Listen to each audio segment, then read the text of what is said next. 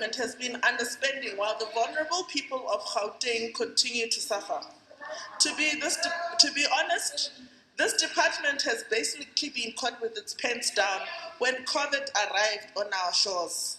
Underspending by 438 million for such a crucial department is really criminal. Social development used to be the department that I thought many did not pay attention to, but with COVID, I understood truly how crucial its role is. Premier, I listened with full concentration as you delivered the State of the Province address on Monday.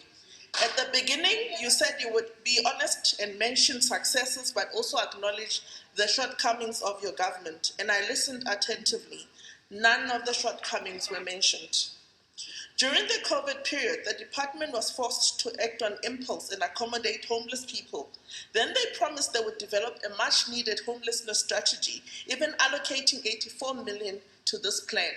Never presented. A promise was made to present to the Portfolio Committee. It's now February 2022, almost 2 years since COVID came, and there's no strategy presented to the committee. The Minister of Public Works donated 6 buildings to this province to be used as shelters. Again, nothing has come of these. Young vulnerable people were denied much access, much needed dignity packs, as well as school uniforms. On paper, without thorough analysis, one would be made to believe that the department is meeting targets. But what is actually happening is that the department keeps rolling over funds from the previous year, misleading the public and us in committee. Let me remind this House that living with albinism and having monthly periods is not a choice. At this moment, I would like to pay respect to the late Kuli Roberts, a fighter for the people with albinism. These are people who do the work that the department should be doing. When will cooperatives be transitioned to businesses that are incubated so that they can bid fairly for the work that they do? Almost 4 years, the department has told the committee that they are busy appointing a company that will subcontract cooperatives. Clearly, this is not working because this is the very area that the department is failing dismally. In 2014, I found that the same cooperatives on the database, no growth, but on government dependency. Now that government, due to treasury regulations, can't finance them, they're struggling to stay afloat, and some are closing their doors to the detriment of the beneficiaries. While department is getting clean audits, many NGOs that work in this government continue to get late payments.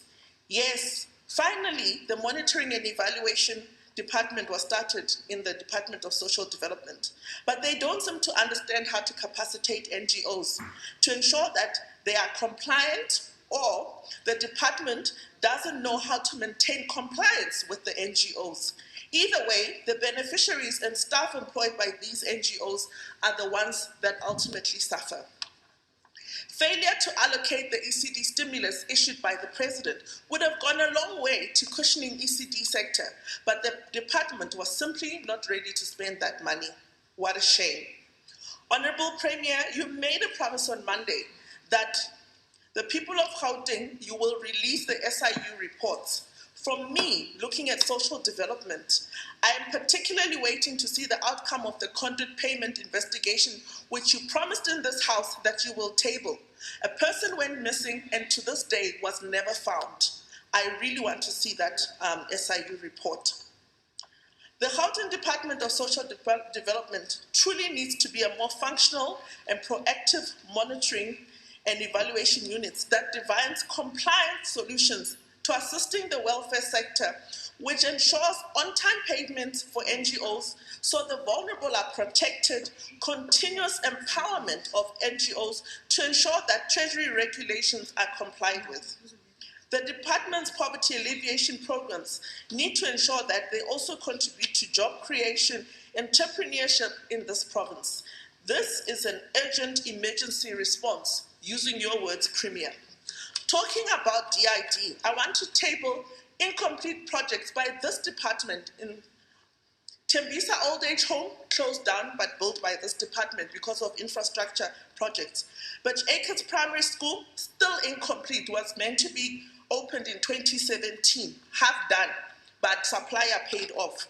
Incomplete ECD in Mfuleni. Rapile CIC in Garankuwa. Since 2014, they've still been working on the same building. Really? Time up. Thank you, Honorable Speaker.